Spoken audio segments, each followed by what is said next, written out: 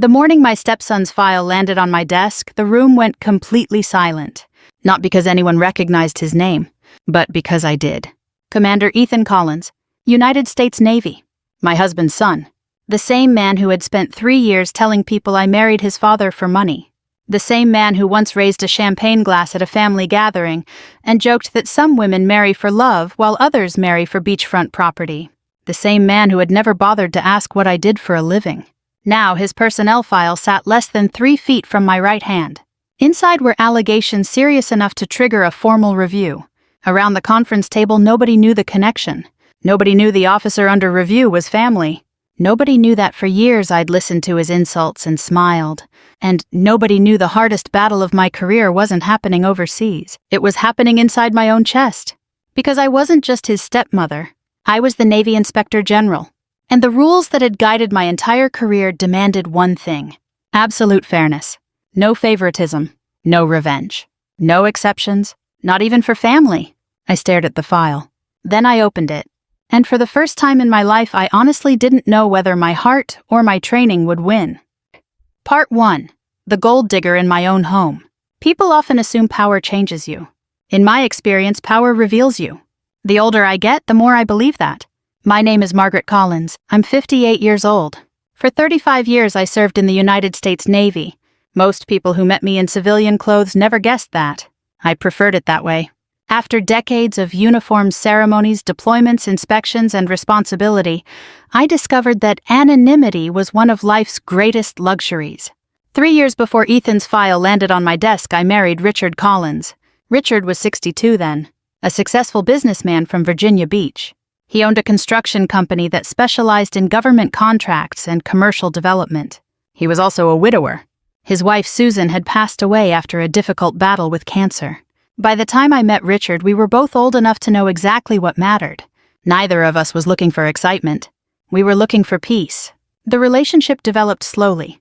Coffee became lunch. Lunch became dinner. Dinner became companionship. And companionship eventually became love. There was nothing dramatic about it. Just two people who had lived enough life to recognize something genuine when they found it. Richard proposed on a quiet evening overlooking the Chesapeake Bay. No audience. No photographers. No grand gesture. Just honesty. That's probably why I said yes. The only complication was his son, Ethan. At the time, Ethan was 28 years old. Tall. Confident. Handsome. The kind of young officer people naturally followed. He'd graduated from the Naval Academy and was already building an impressive career. Richard adored him. And honestly, from everything I'd heard, I expected to like him too. I was wrong. The first time Ethan met me, I noticed it immediately. The smile that didn't reach his eyes. The handshake that felt more like an obligation. The questions that sounded polite but weren't. "What exactly do you do, Margaret?" I smiled.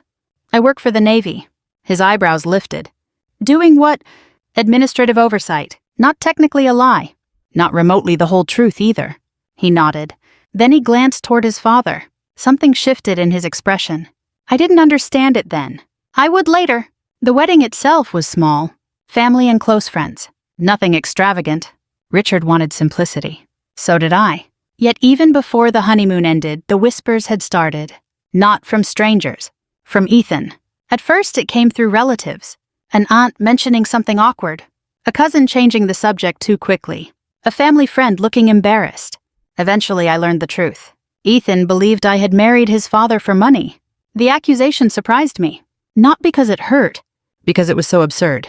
My military pension alone was larger than many Americans' annual salaries. I owned my own home. My investments were stable. I had spent decades earning every dollar I possessed. Yet somehow in Ethan's mind I was a gold digger. Richard wanted to confront him. Many times. I wouldn't let him.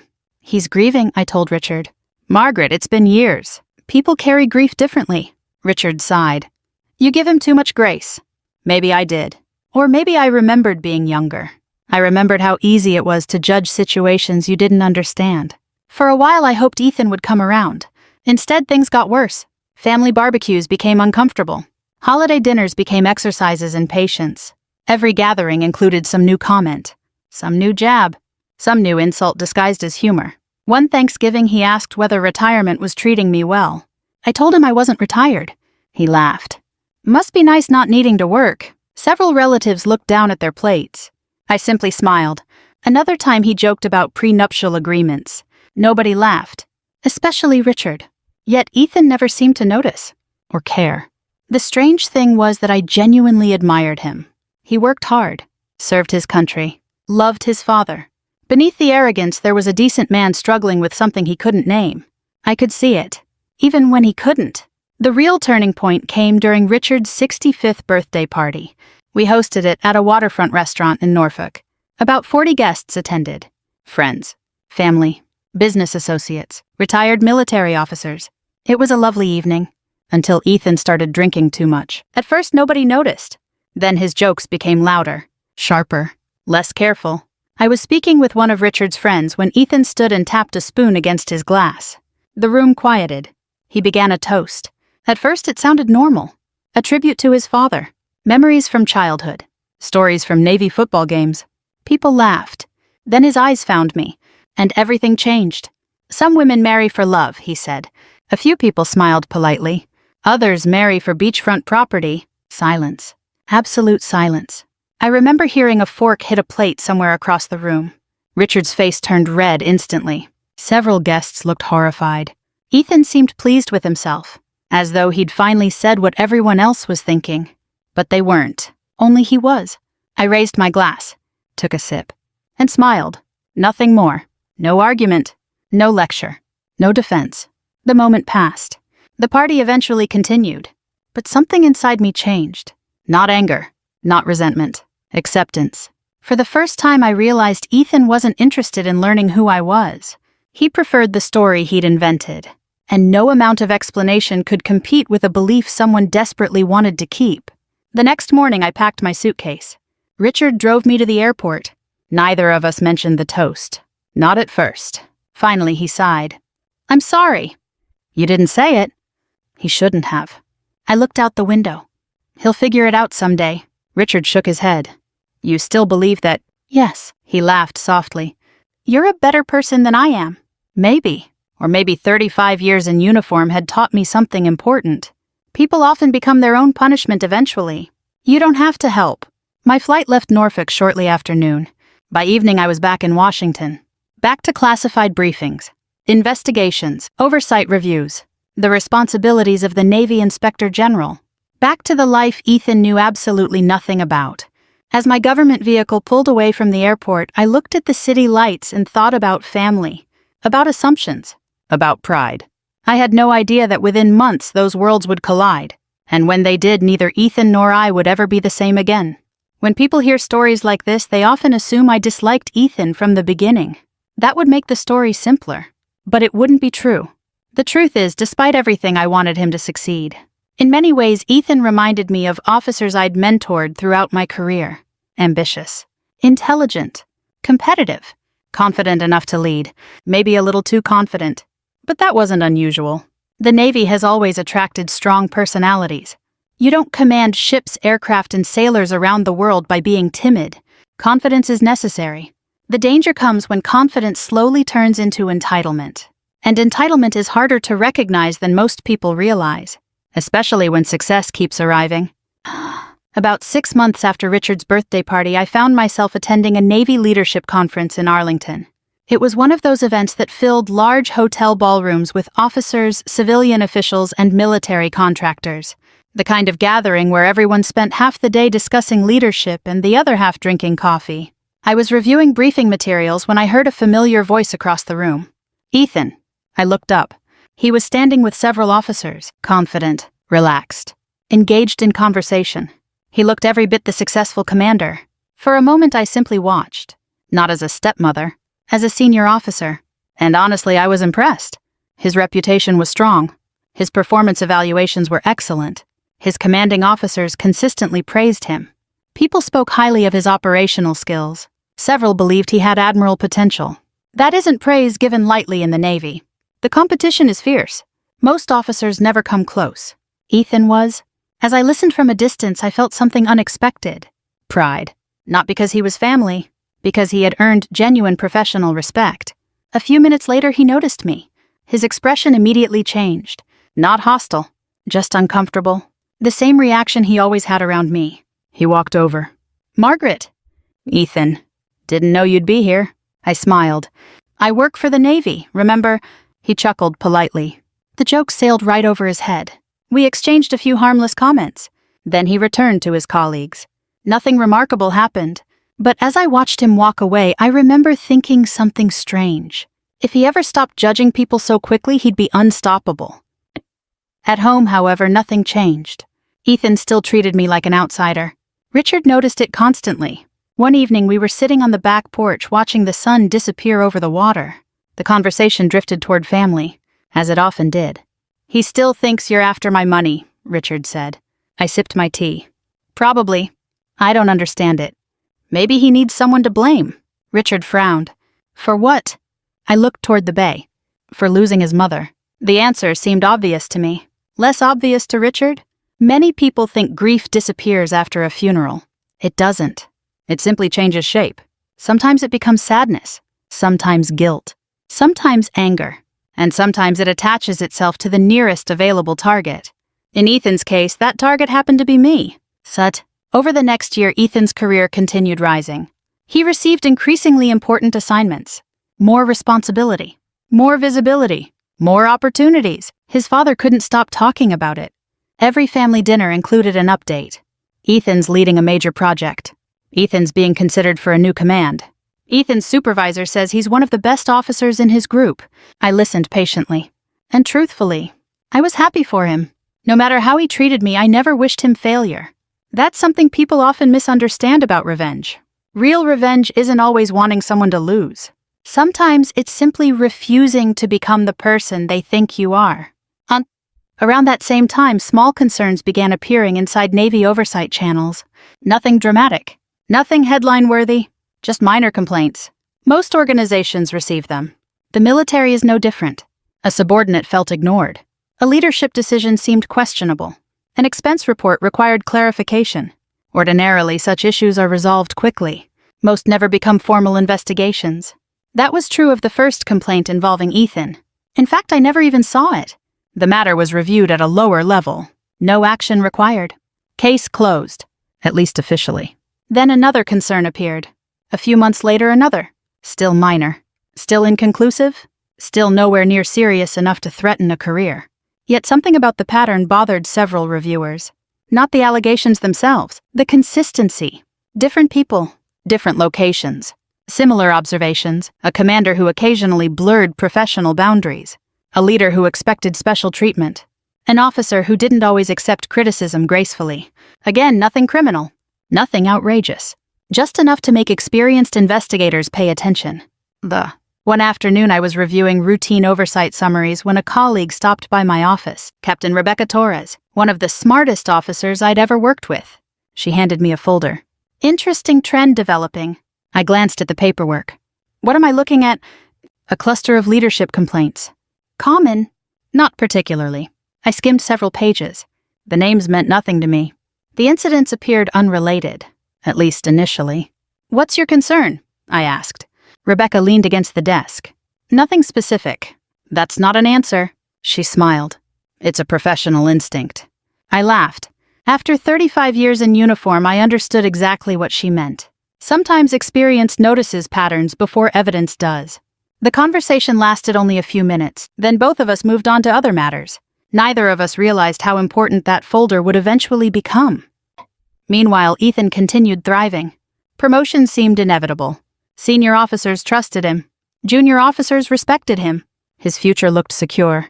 At one family gathering, Richard proudly announced that Ethan was being considered for a prestigious leadership position. Everyone applauded. Everyone except Ethan. He simply nodded, as though success was expected, not earned. That reaction bothered me more than the announcement itself. Humility matters, especially in leadership. The moment you believe advancement is guaranteed, you've already begun making mistakes. I knew that. Unfortunately, Ethan didn't, not yet. About 4 months later, I arrived at my office on an ordinary Monday morning. The kind of morning nobody remembers until something changes everything. Washington was cold. Gray clouds covered the city. I grabbed coffee from the same cafe I'd visited for years, reviewed my schedule, entered my office. Nothing unusual, until I noticed a thick file sitting in the center of my desk. Large. formal, marked for senior review. That alone wasn't uncommon. What caught my attention was the name. At first, I thought I had read it incorrectly, so I looked again, then a third time. My stomach tightened instantly, not from anger, not from satisfaction. Shock, pure shock. Because printed clearly across the front cover were 3 words I knew better than most. Commander Ethan Collins, my stepson. For several seconds, I simply stared. The office suddenly felt very quiet. The city noise outside disappeared. Even the coffee in my hand seemed forgotten. I opened the file. And as I began reading the first summary page, I realized this was no longer a family problem. This was now a Navy problem. And that distinction would change everything. For most of my career, I believed the hardest part of leadership was making decisions. I was wrong.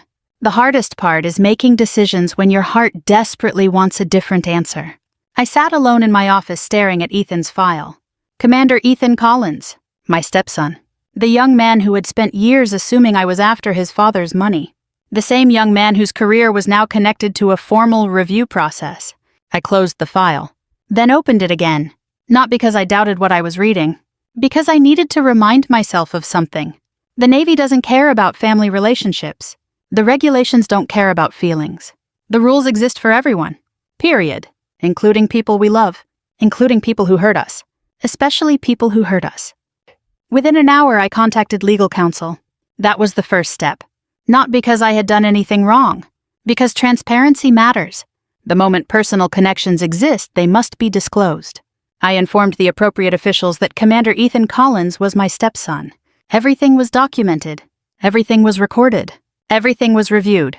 The lawyers determined that I could remain involved in the preliminary oversight process because multiple independent layers existed between me and any final personnel decisions. Still, they emphasized one thing: absolute objectivity. No special treatment. No retaliation. No favoritism. Exactly what I would have demanded from anyone else. After the call ended, I sat quietly for several minutes, looking out my office window, thinking about Richard, thinking about Ethan, thinking about the awkward family dinners that suddenly felt very far away. This wasn't personal anymore. It couldn't be. The initial allegations appeared relatively minor. Leadership concerns, questions about judgment, potential misuse of authority. Nothing criminal, nothing sensational, but enough to justify a closer examination. I spent the next several days reviewing reports, interview summaries, personnel evaluations, travel records, command climate surveys, thousands of pages. Most people imagine investigations as dramatic confrontations. The reality is far less exciting. Mostly it's paperwork, endless paperwork, tiny details, small inconsistencies, patterns that only become visible after weeks of examination. The first thing I noticed was that Ethan's strengths were real. There was no question about that. His performance evaluations consistently praised his intelligence. His mission results were impressive. His supervisors respected his abilities. Even some of the people who had filed complaints acknowledged that he was highly competent. That mattered. A fair investigation examines both strengths and weaknesses, not just the evidence that supports a conclusion. The second thing I noticed was more troubling. Several complaints described similar behavior. Different locations, different personnel, different years, yet the same pattern.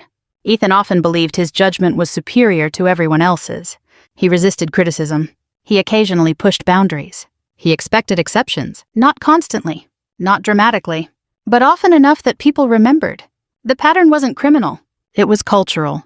And cultural problems have a way of becoming larger problems. One afternoon, Captain Rebecca Torres entered my office carrying another stack of documents. She closed the door behind her. Never a good sign. I pointed at the folder. More, she nodded. More. I leaned back. What are we looking at? Rebecca sat down. A deeper review of travel authorizations. I scanned the summary. Several entries had been flagged. Nothing major. A hotel upgrade here. An unusual approval there. A reimbursement question somewhere else. Individually, each issue seemed harmless. Collectively, they painted a picture. A commander becoming increasingly comfortable with bending rules. Not breaking them, bending them. And that's often how trouble begins. People rarely wake up one morning and decide to become unethical. They take shortcuts. Small ones, then slightly larger ones. Eventually, they stop noticing the difference. Rebecca watched me read. Finally, she asked the question I knew was coming. How are you holding up? I smiled faintly. Professionally or personally? Both. I considered the answer. Professionally, fine. And personally? I looked down at the folder. That's more complicated. Rebecca nodded. No explanation required. She had served long enough to understand. Sometimes the hardest cases aren't the worst ones. They're the closest ones. Meanwhile, Ethan had no idea any of this was happening. At least not yet. The review remained confidential. As required, life continued normally. Or at least it appeared to. Richard occasionally mentioned him during phone calls. Ethan got another commendation. Or, Ethan's traveling again. Or, his command inspection went well. Each update felt strange now. I possessed information neither of them knew. Information that could affect the future. Yet regulations prevented me from discussing any of it. The burden of confidentiality is rarely discussed. But it weighs heavily, especially when family is involved. A few weeks later, I attended a leadership conference in Norfolk. By coincidence, Ethan was there too. The event included officers from multiple commands. Hundreds of people. Panels. Presentations. Networking receptions. The usual military routine. I saw him across a crowded ballroom, laughing with colleagues. Confident as ever. Successful as ever. For a moment, I simply watched, trying to reconcile the image before me with the reports on my desk. That was the difficult part. People are rarely all good or all bad. The public version and the private version often coexist. The respected officer, the flawed leader, the proud son, the arrogant man. All of them were Ethan. At one point, he approached me near a refreshment table. Margaret. Ethan, you enjoying the conference? About as much as anyone enjoys conferences. He laughed. The conversation remained brief. Polite. Surface level. The same as always. Then he glanced toward a group of senior officers speaking nearby. One of them happened to recognize me. The officer walked over immediately. Ma'am. He stood noticeably straighter. Others followed. Respectful greetings. Professional courtesy. Nothing unusual. At least not from my perspective. But I noticed something. Ethan's expression. Confusion. Just for a second. A tiny crack in his assumptions. As though he suddenly realized there might be things about me he didn't understand. Then the moment passed, and he walked away. The investigation continued. More interviews, more records, more findings. Gradually, the concerns became harder to dismiss. Several junior officers described a command climate built around fear rather than respect. Not abuse, not harassment, fear. People worried about disagreeing with him, worried about challenging decisions, worried about becoming targets. That bothered me deeply. The Navy needs strong leaders. But strength without humility eventually becomes weakness. Every time. History proves it. Then came the interview that changed everything. A senior investigator called late on a Thursday afternoon. His voice sounded different immediately. More serious, more cautious. We received additional testimony. I set down my pen. What kind of testimony? A witness came forward voluntarily. My stomach tightened. Regarding what? There was a brief pause. Then he answered. Potential retaliation against a subordinate who reported concerns. I closed my eyes. Because retaliation changes everything. A leadership mistake can be corrected. Poor judgment can be addressed. But retaliation strikes at the heart of accountability itself. And if the allegation could be proven, the consequences would be severe. Very severe. The investigator continued speaking, explaining details, explaining evidence, explaining next steps. But honestly, I barely heard him. My mind had already moved ahead, toward possibilities, toward outcomes, toward the realization that Ethan's future suddenly looked far less certain than it had a week earlier. When the call ended, I sat alone in the fading evening light. The office was quiet. Washington traffic hummed faintly outside. And for the first time since opening his file, I felt genuine fear. Not for myself, for him. Because a witness had just provided information that could end Ethan Collins's career forever. The allegation of retaliation changed the entire tone of the investigation. Up until that point, there had been room for optimism. Leadership deficiencies can be corrected. Poor judgment can be coached. Even repeated mistakes can sometimes become valuable lessons. But retaliation is different. Retaliation sends a message to everyone watching. It tells subordinates that honesty comes with consequences. It teaches people to stay silent. And silence is dangerous in any organization, especially the military. For nearly 36 years, I had watched institutions succeed or fail based on one simple principle: whether people felt safe telling the truth. Now the question was whether Ethan had crossed that line. The following week was consumed by interviews, witness statements, legal reviews, additional documentation. The process moved carefully. Nobody wanted assumptions. Nobody wanted shortcuts. Facts mattered. Evidence mattered. The truth mattered. As it should. One of the witnesses was a lieutenant who had served under Ethan 18 months earlier. According to records, the officer had raised concerns about several questionable decisions. Nothing criminal. Nothing dramatic. Simply concerns. Shortly afterward, the lieutenant's responsibilities had been reduced. Assignments changed. Opportunities disappeared. The timing was difficult to ignore. The investigator handling the interview summarized the findings during a briefing. When he finished, nobody in the room spoke for several seconds. Everyone understood the significance.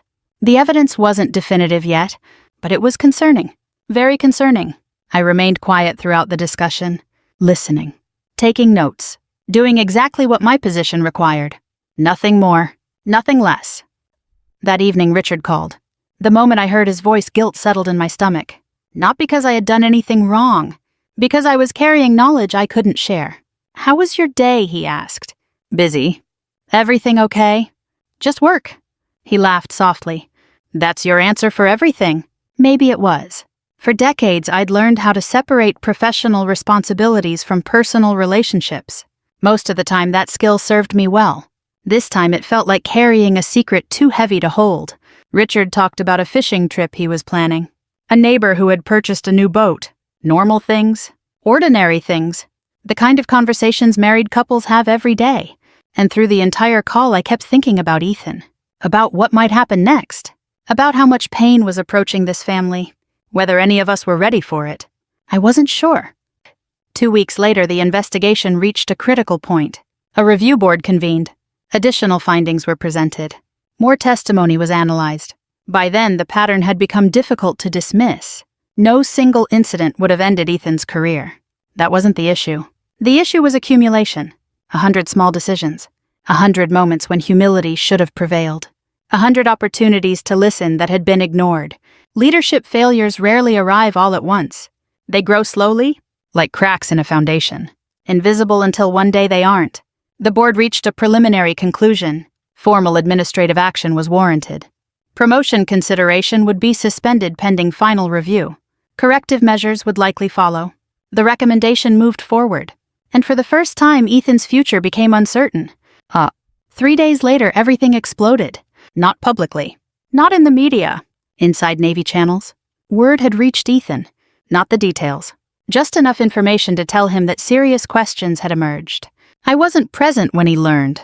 But according to several accounts, he reacted exactly as many successful people do when confronted by unexpected scrutiny. At first, disbelief. Then anger. Then determination. He requested clarification. Requested documentation. Requested meetings. Nothing unusual.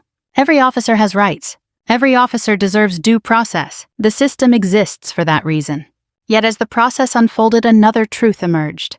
Ethan had never imagined he could be the subject of an investigation. Not really.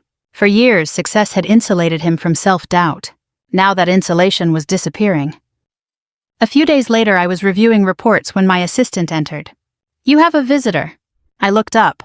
"Who?" She hesitated. The hesitation told me everything. "Ethan Collins." For a moment, neither of us spoke. I checked my watch. No appointment. No scheduled meeting. Just Ethan.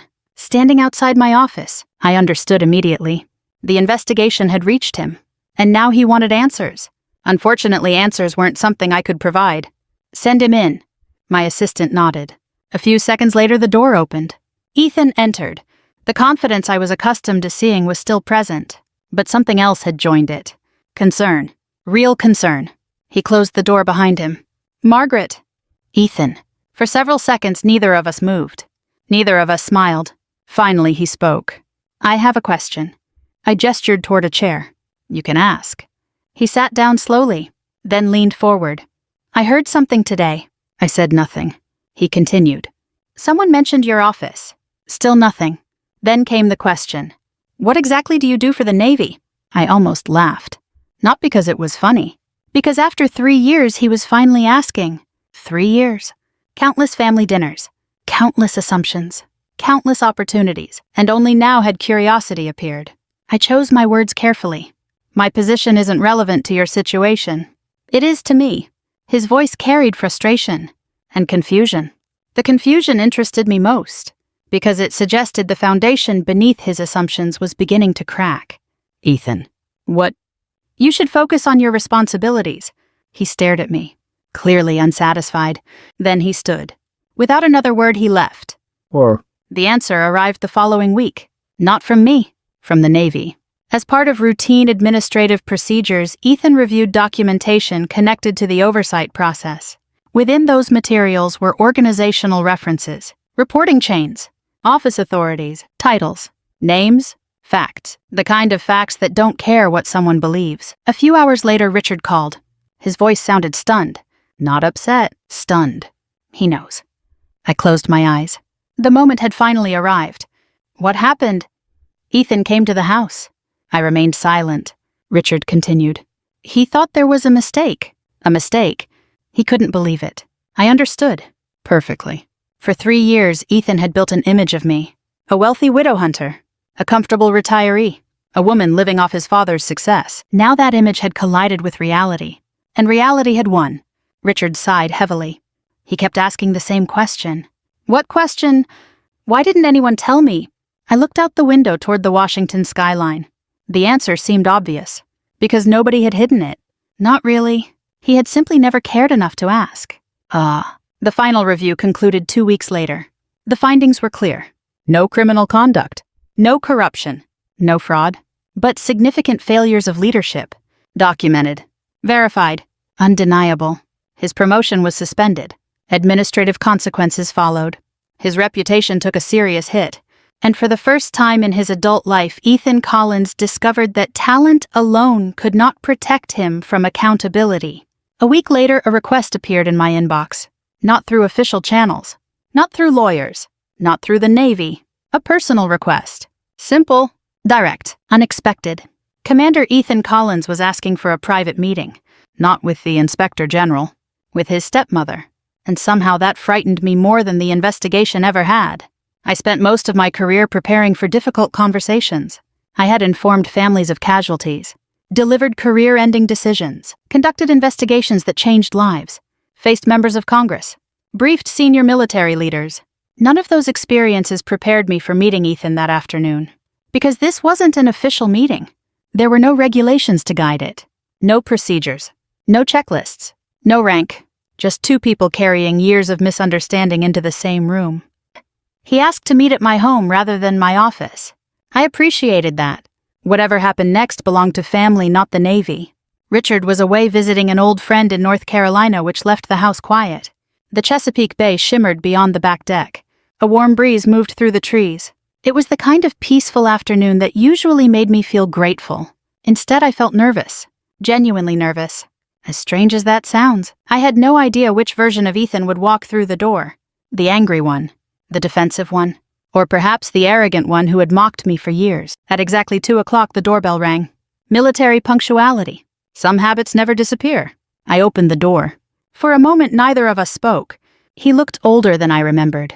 Not physically. Emotionally. The previous few weeks had clearly taken a toll. There were dark circles beneath his eyes. The confidence was still there, but it no longer filled the room. Humility had finally made space beside it. Hi, Margaret. Hi, Ethan. I stepped aside. Come in. We sat at the kitchen table. The same table where Richard and I shared breakfast every morning. The same table where family conversations had happened countless times. Only now the atmosphere felt completely different. I poured coffee. He thanked me.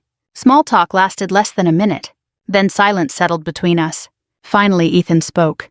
I owe you an apology. I waited. He looked down at his coffee cup. For several seconds, he seemed unable to continue. Then the words finally came. I've treated you badly. Simple. Direct. Honest. More honest than anything I'd heard from him in 3 years. I remained quiet. Not because I wanted him to suffer. Because some truths need room to breathe. He took a deep breath. I convinced myself you married Dad for money. I nodded slightly. I know. And I told other people. I know that too. His face tightened. Embarrassment, regret, shame. The emotions were impossible to miss. What makes it worse, he said, is that I never had any evidence. I didn't answer. Because he was right. He never had. Not once. Everything had been assumption. Everything had been imagination. Everything had been a story he'd written in his own mind.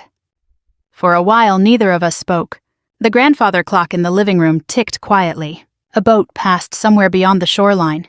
Life continued, as it always does. Eventually, Ethan looked up. "Can I ask you something?" "Of course." "Why didn't you tell me—" There it was again. The same question Richard had mentioned. The same question Ethan kept asking everyone. I leaned back in my chair. "What exactly should I have told you? Who you were?" I smiled faintly. "I never hid who I was." His eyebrows furrowed. "You know what I mean." "Actually, I don't." The confusion on his face deepened.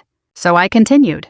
"You never asked about my career." Silence. "You never asked where I served." More silence. "You never asked what I did for 35 years. His eyes dropped. I wasn't trying to hurt him.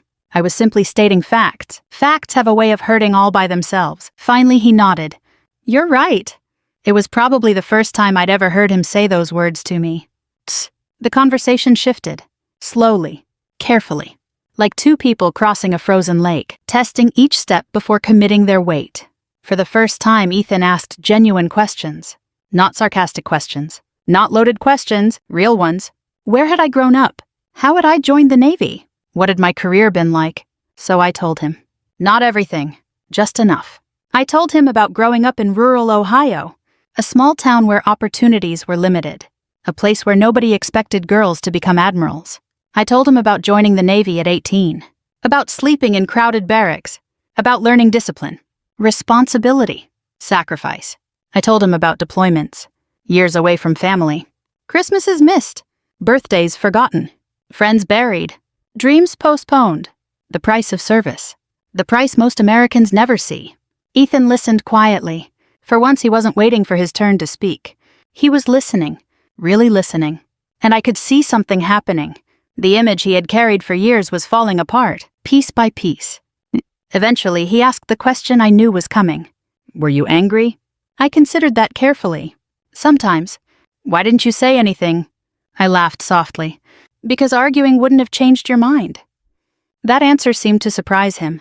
"It wouldn't have—" "No." I shook my head. "You weren't looking for information, Ethan." He stared at me. "You were looking for confirmation." His expression told me he understood exactly what I meant. People often do that. They decide what they believe, then spend years collecting evidence that supports it.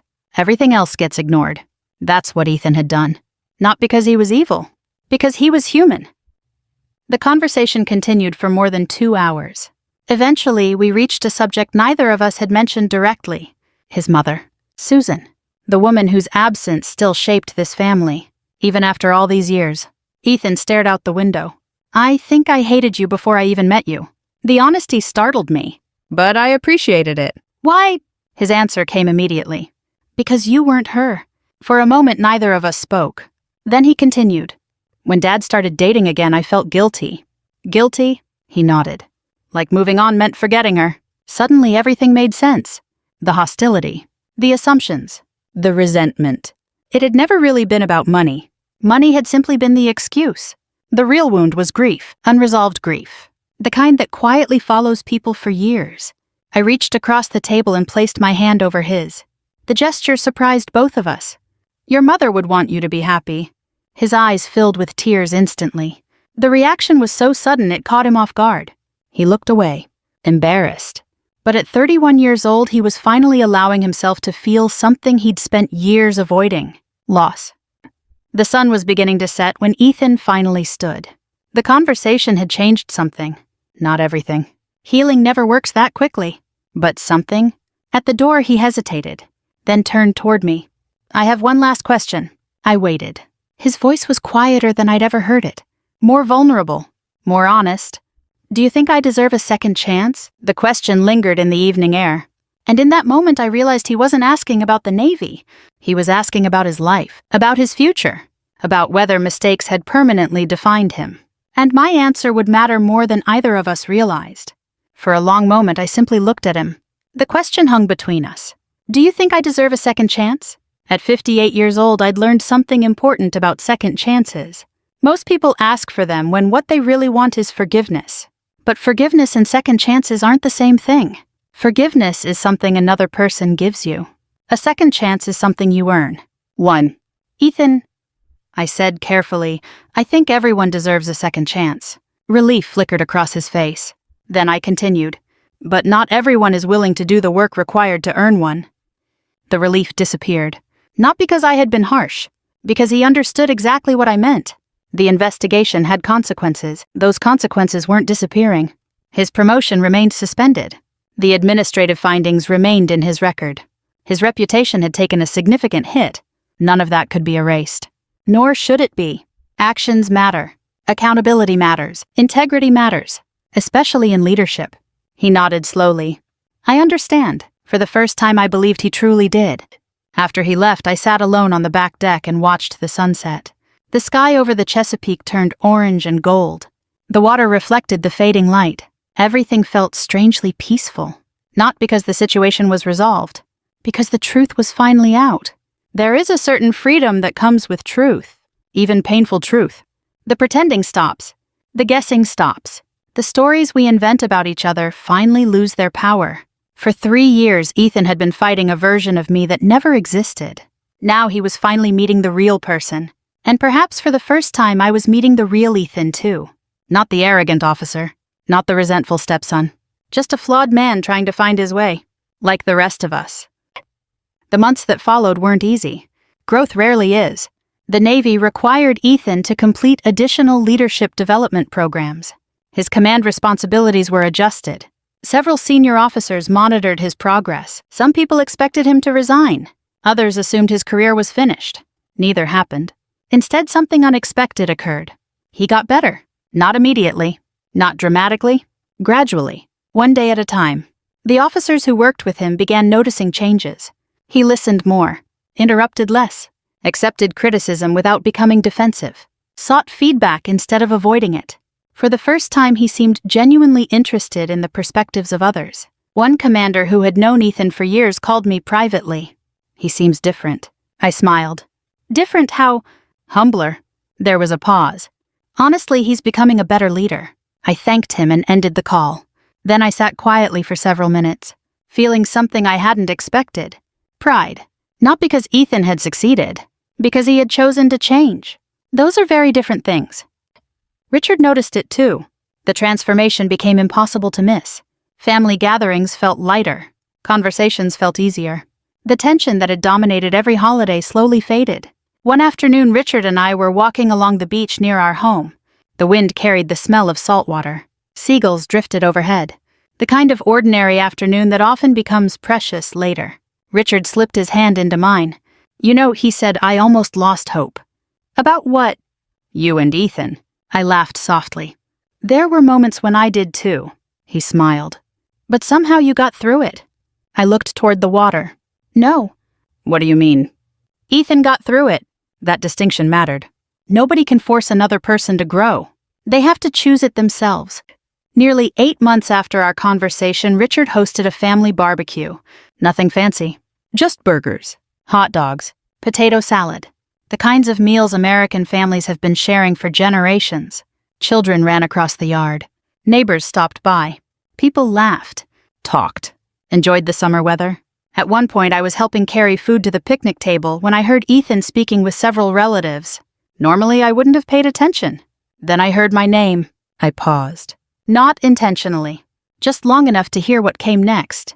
One of the relatives asked how I knew so much about military leadership. A fair question. Especially from someone who didn't know my background. Before I could answer, Ethan did. He stood there holding a paper plate. Completely relaxed. Completely sincere. My stepmother spent decades serving this country. The conversation around him quieted. He continued. She's one of the finest officers I've ever known. For a moment, nobody spoke. Neither did I. Because the significance wasn't in the compliment. It was in the ownership. My stepmother. Not Dad's wife. Not Margaret. Not the gold digger. My stepmother. Family. The simple word meant more than he probably realized. Later that evening, after most of the guests had gone home, the four of us sat outside. Richard, Ethan, Ethan's wife Lauren, and me. The sun had disappeared. The porch lights glowed softly against the darkness. The conversation drifted naturally from one topic to another. Family stories, travel plans, old memories, future hopes, nothing dramatic, nothing extraordinary, just family. And somehow that felt extraordinary. At one point, Ethan looked toward me. "I owe you more than an apology." I shook my head. "No." "Yes, I do." I smiled. "You don't owe me anything," he frowned. After everything I said, I nodded.